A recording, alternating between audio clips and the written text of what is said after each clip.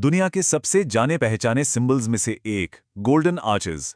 लेकिन इस global empire के पीछे एक ऐसे आदमी की कहानी है जो सच कहें तो सक्सेस की किसी भी परिभाषा में फिट ही नहीं बैठता था। तो ये कहानी है रे क्रॉक की और ये कहानी है मैकडॉनल्ड्स के बनने की। देखिए, 1950s की शुरुआत में रे क्रॉक कोई हीरो नहीं थे। ना तो वो जवान थे और ना ही अमीर। वो तो बस एक सेल्समैन थे जो एक ऐसे सपने के पीछे भाग रहे थे जो हमेशा हाथ से फिसल जाता था। तो सवाल यही है, एक स्ट्रगलिंग सेल्समैन आखिर दुनिया का सबसे बड़ा फूड एम्पायर खड़ा कैसे कर सकता है? और इसका जवाब किसी बिजनेस स्कूल की किताब में नहीं है। ये तो हिम्मत, एक अलग नजरिए और जबरदस्त जुनून की कहानी है। रे क्रॉक की जिंदगी ना सचमुच सड़क पर बीत रही थी।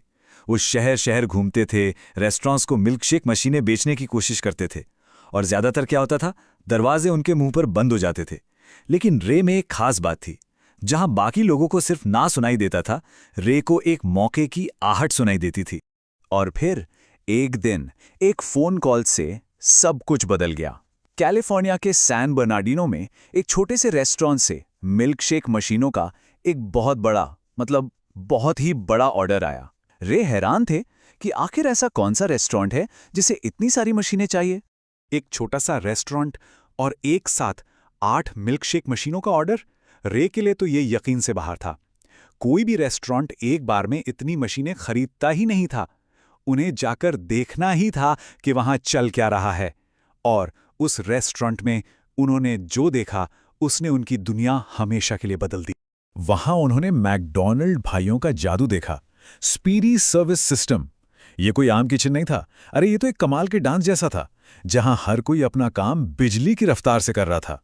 बर्गर एक तरफ, फ्राइज दूसरी तरफ, मिल्कशेक तीसरी तरफ, सब कुछ एक असेंबली लाइन की तरह। और नतीजा, तेजी, सफाई और हर बार वही परफेक्ट स्वाद।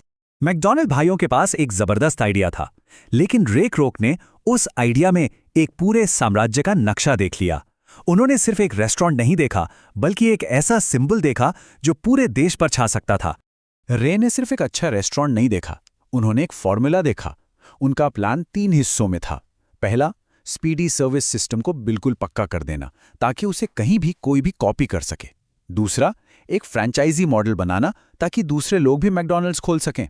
और तीसरा, और सबसे बड़ा सपना, पूरे अमेरिका के नक्शे को इन गोल्डन आर्चेस से भर देना।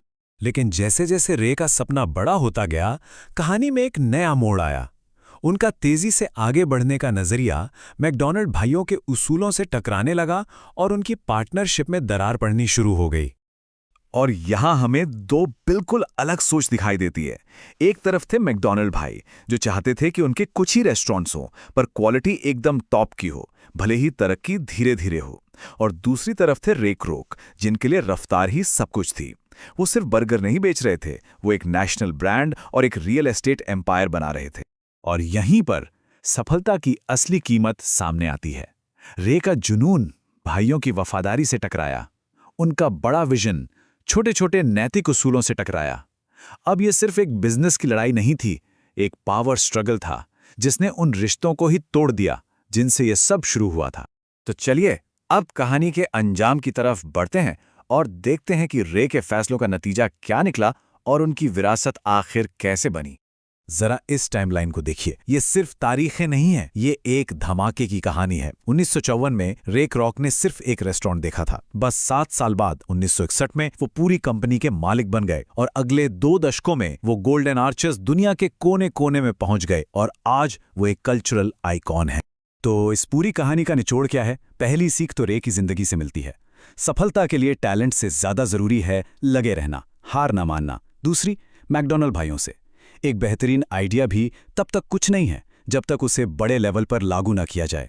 लेकिन शायद सबसे बड़ी सीख उस टकराव में है कि जुनून जब नैतिकता का रास्ता छोड़ देता है तो वो रिश्तों और भरोसे सब कुछ को तबाह कर सकता है। और ये हमें कहानी के सबसे मुश्किल सवाल पर लाकर खड़ा कर देता है कि उस सफलता का क्या फायदा जिसकी कीमत ईमानदारी हो। रे क्रॉक ने एक साम्राज्य तो बना लिया, लेकिन उसकी कीमत हमें सोचने पर मजबूर करती है कि सपनों और उसूलों के बीच सही रास्ता क्या है। क्योंकि आखिर में विरासत वो नहीं होती जो आप बनाते हैं, विरासत ये होती है कि आप उसे बनाते कैसे हैं। तो इस कहानी का पैगाम साफ है। हिम्मत के साथ सपने देखिए, ईमानदारी के साथ उन्हें बनाइए और हमेशा याद रखिए कि असली सफलता वही है जो उसूलों की नींव पर खड़ी हो।